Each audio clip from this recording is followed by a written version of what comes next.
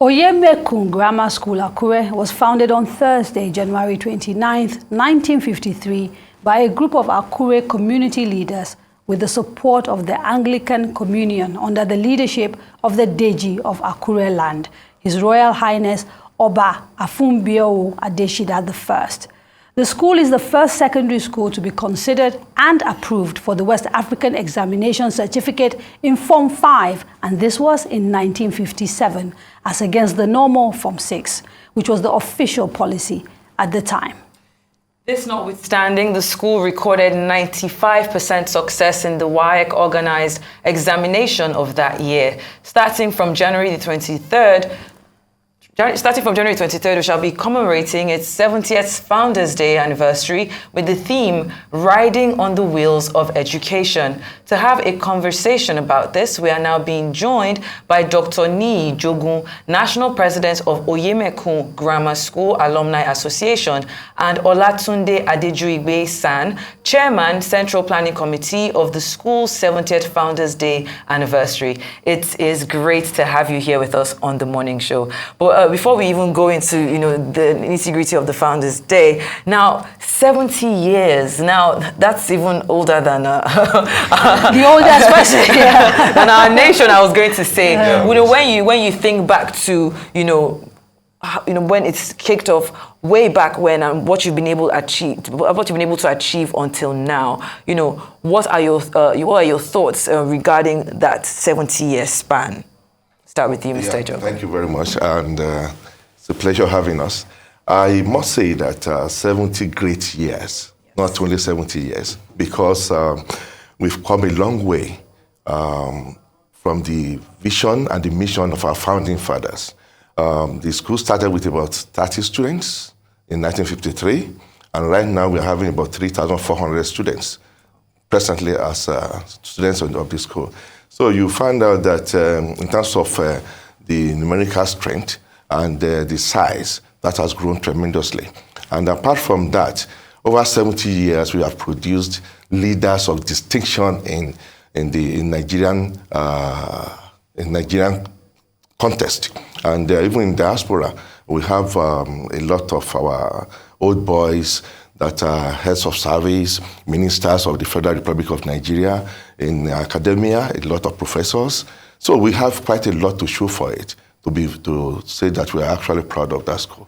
And if I continue to say that, I'm sure you are going to agree with envy, because I don't know the school that you went to, but I can tell you that that is the best you can ever get there. One of the best. Yeah, I mean, the longevity of it sort of being 70 years in the context of a Nigeria where often, we start things and we don't finish.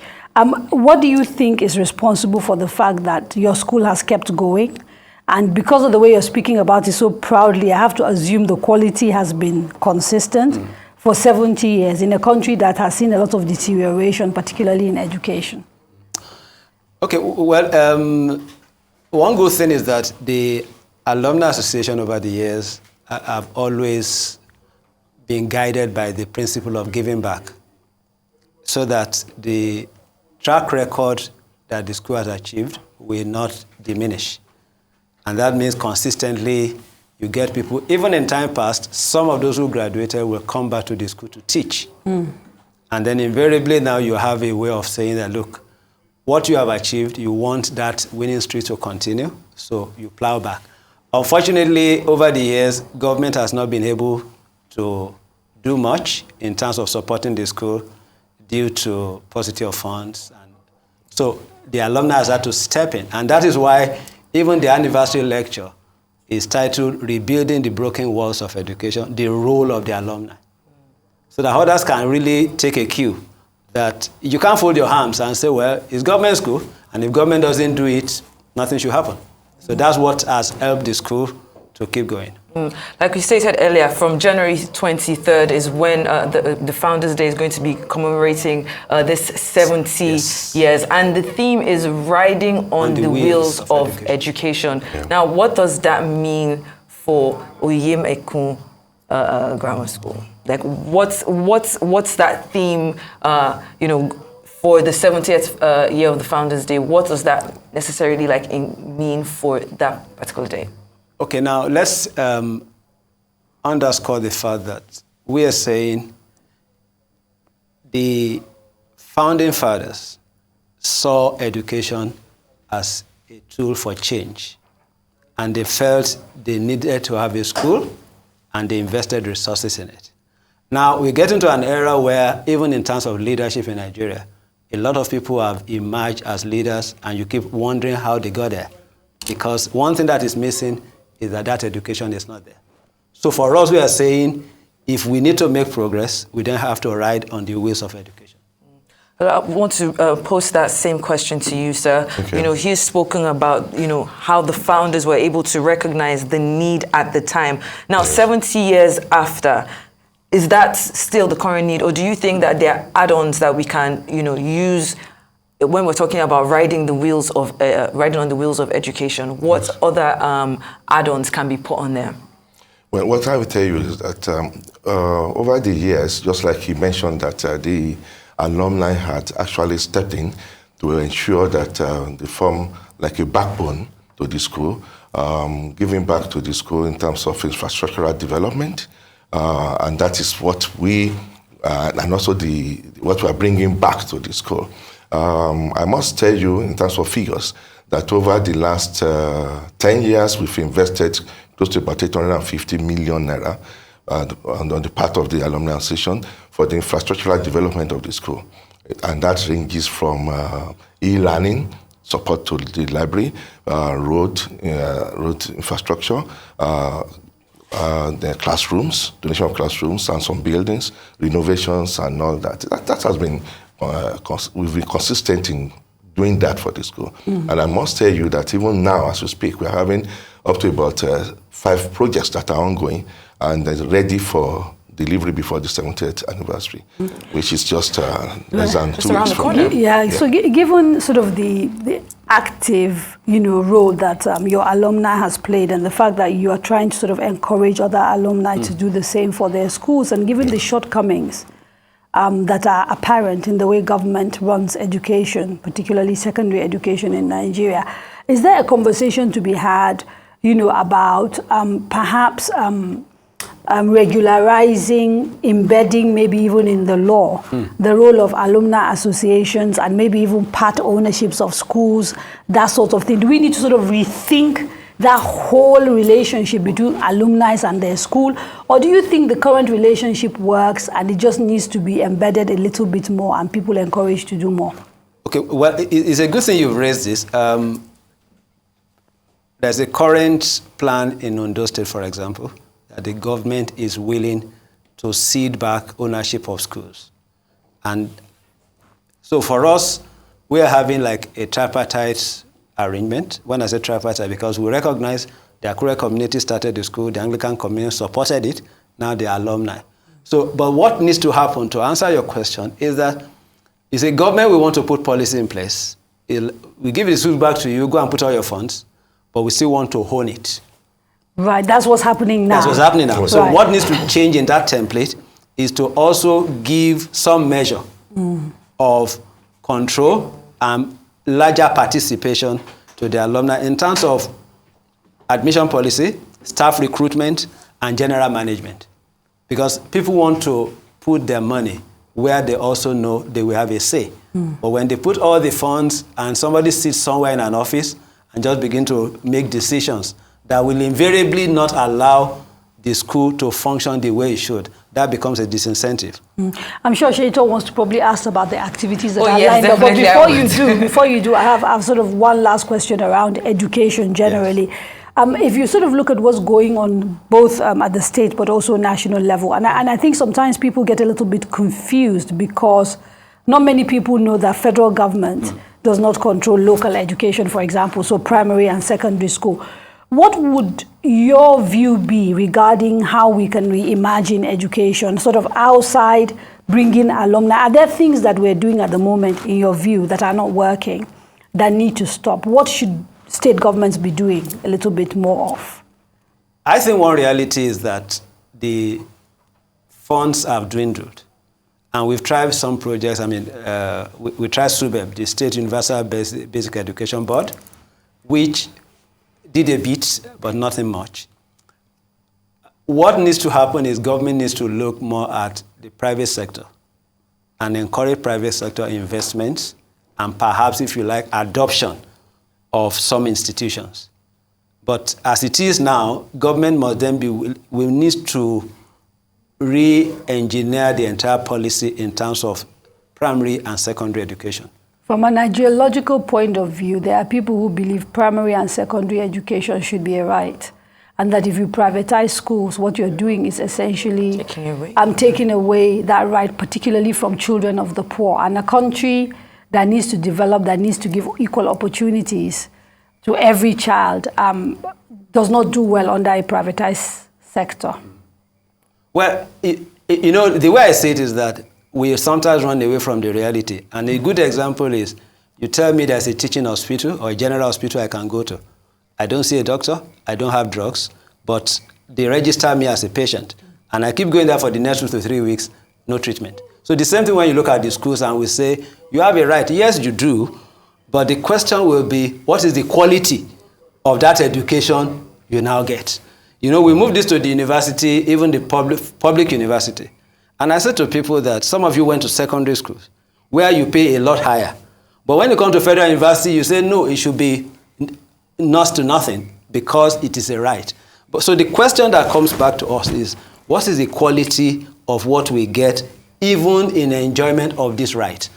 I think if we don't address it appropriately, we'll just be deceiving ourselves. Definitely, you have to think about it. What comes first, chicken or the egg? But let's talk about the 7 days that we have planned. It's going to be a grand week of celebrations, commissioning of projects. You already spoke about the keynote speech, but I want to know what we're going to be expecting in that the 7 days celebrating the Founders Day. Okay, we have a roadshow, and that means we go to town,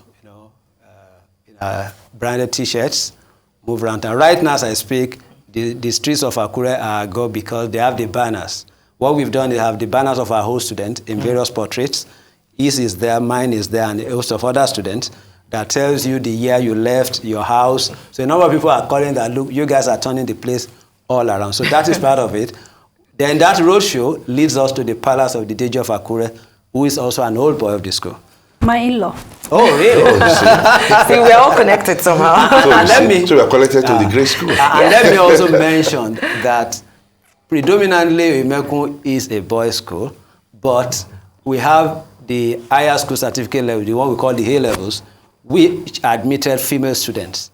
So some of our ladies too are coming and they are involved in all what we are doing. As a matter of fact, one of the female students became the first female head of service in Ondo State.